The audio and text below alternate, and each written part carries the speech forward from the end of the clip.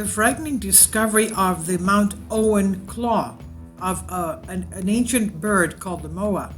The claw was so well preserved that it appeared to have come from something that had only died very recently. This is on Collective Spark by April Holloway Epoch Times. Nearly 3 decades ago, a team of archaeologists were carrying out an expedition inside a large cave system on Mount Owen in New Zealand, and when they stumbled across a frightening and unusual object, this claw. With little visibility in the dark cave, they wondered whether their eyes were deceiving them. They could not fathom what lay before them. An enormous dinosaur-like claw, still intact with flesh and scaly skin. The claw was so well preserved that it appeared to have come from something that had only died very recently, they said. The archaeological team eagerly retrieved the claw and took it for analysis, and the results were astounding. The mysterious claw was found to be 3,300-year-old mummified remains of an Upland Moa, a large prehistoric bird that had disappeared from existence centuries earlier. The Upland Moa, called Megalopteryx didinus, was a species of moa bird endemic to New Zealand. Kindly support my Patreon account since YouTube has again demonetized my YouTube channel. The daily posts are 5 videos daily, and they are totally different from what I have on my YouTube channel.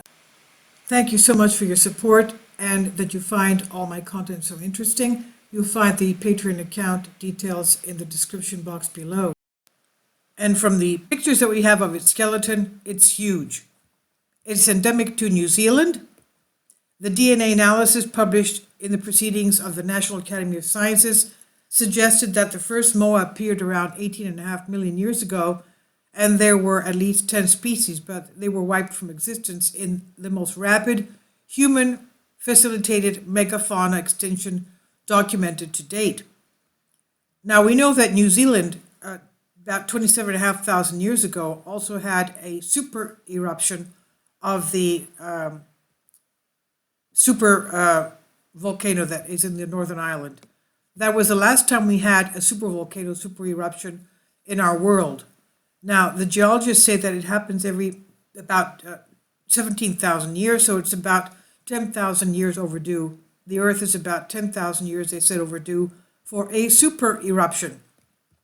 And the Taupo volcano was what erupted in the North Island of New Zealand. And the extinction level event worldwide was terrible. Anthropologists believe that from that extinction event, only 2,000 human couples were left worldwide. So you can understand how many species were also went extinct from that. Now, going back to the moa bird, with some subspecies of moa reaching over 10 feet in height, the moa was once the largest species of bird on our planet. But the upland moa, one of the smallest of the moa species, stood at no more than 4.2 feet.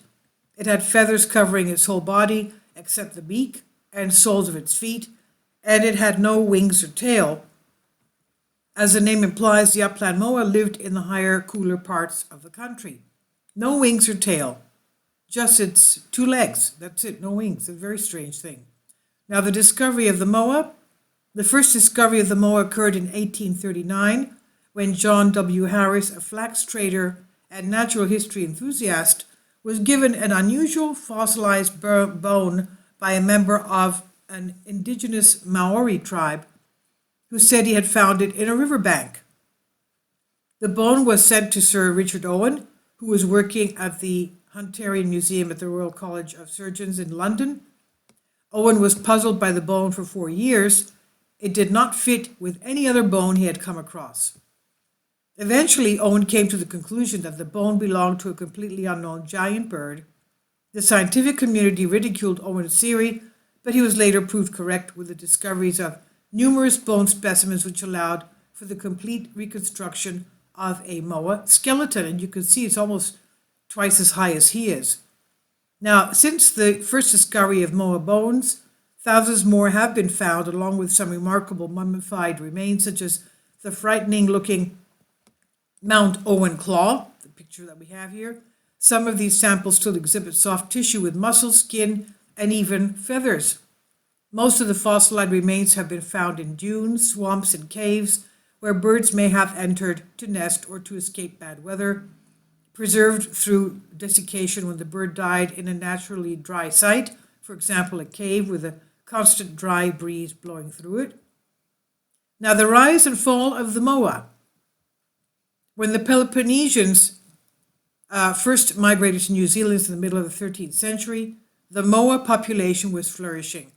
They were the dominant herbivores in New Zealand's forest, shrubland and subalpine ecosystems for thousands of years, and had only one predator, the Haast's eagle, the giant eagle.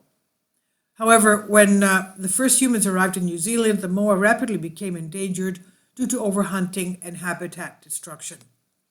Now, as they reached maturity so slowly, they would not have been able to reproduce quickly enough to maintain their populations, leaving them vulnerable to extinction. This is what the Natural History Museum of London writes. It said all moas were extinct by the time Europeans arrived in New Zealand in the 1760s.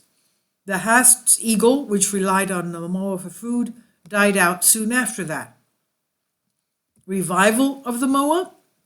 The moa has frequently been mentioned as a candidate for revival through cloning, since numerous well-preserved remains exist from which DNA could be extracted.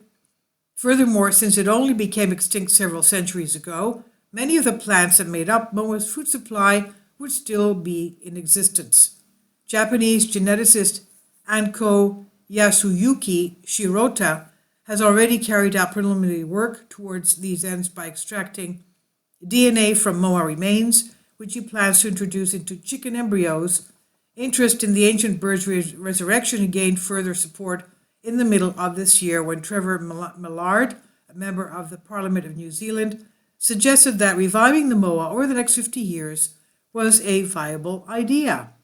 This was from the Epoch Times, Frightening Discovery of the Mount Owen Claw, published here, Creative Comments on Collective Spark. Please leave your comments and thank you for your support.